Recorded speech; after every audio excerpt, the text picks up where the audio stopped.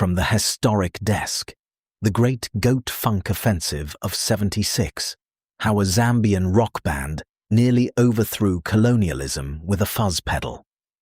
Back in the '70s, while the rest of the world was choking on disco and stale prog rock, Zambia was birthing a sound that could strip paint off a Land Rover at 50 paces, Zamrock.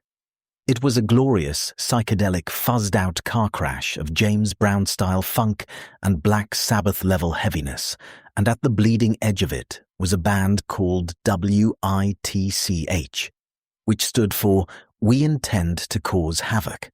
A fucking mission statement if I've ever heard one.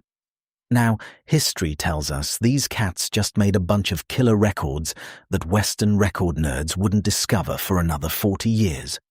But what if they took their name seriously?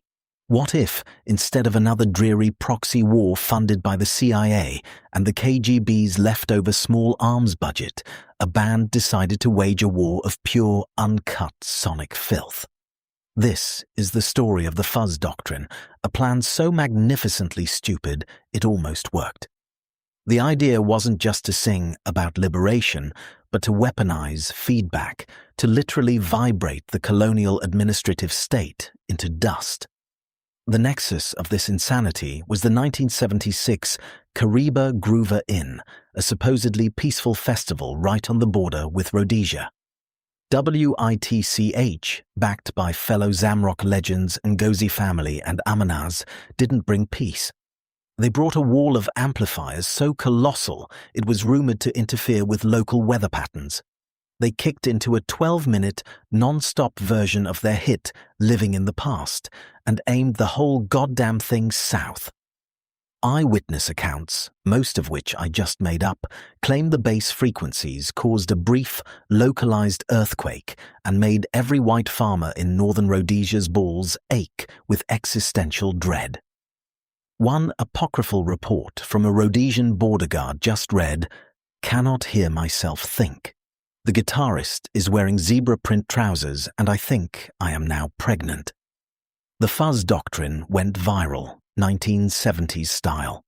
Bootleg tapes of the concert became the new currency of revolution, spreading like a glorious venereal disease through the townships of South Africa and the bush camps of Mozambique.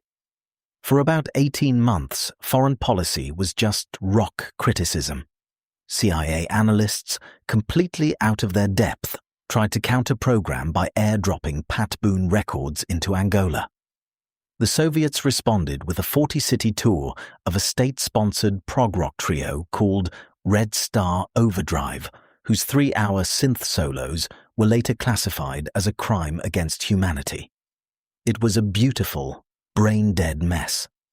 The band, now global superstars, got sloppy drunk at the UN General Assembly and challenged the apartheid regime's ambassador to a battle of the bands. He did not accept. Of course, it all went to shit. You can't overthrow centuries of imperial baggage with a wah-wah pedal forever.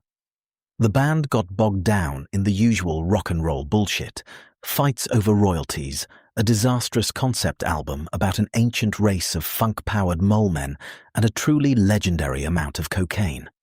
Their political influence waned the moment their lead singer, Jagari Chanda, tried to pay for a new tour bus with what he called good vibes and a brick of hash.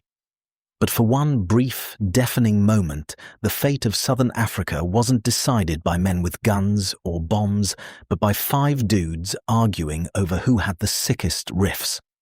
And frankly, the world was better for it. Filed by Chief Running Deadline Ngata for Historic. And that concludes today's broadcast. If this dispatch has left you itching to rewrite history yourself, visit historic.com. The editors are standing by, the ink is still wet, and the phonograph horn has been known to favor a newcomer.